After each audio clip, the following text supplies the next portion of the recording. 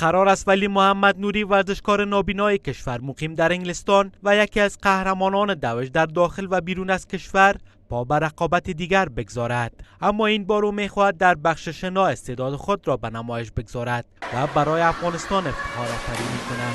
قرار است نوری در رقابت‌های شنا در میان 100 ورزشکار معلول دیگر به روز 11 دسامبر که در لندن برگزار می شود رقابت کند.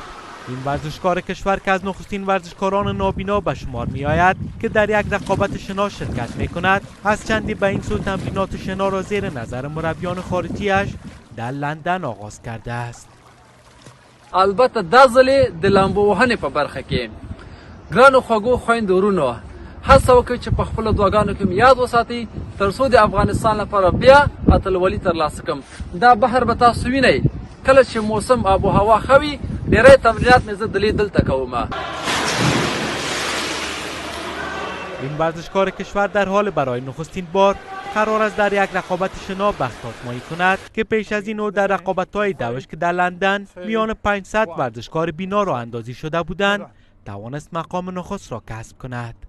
ولی محمد نوری 10 سال پیش در هلمند بینایی چشمانش را در اثر انفجار ماین از دست داد.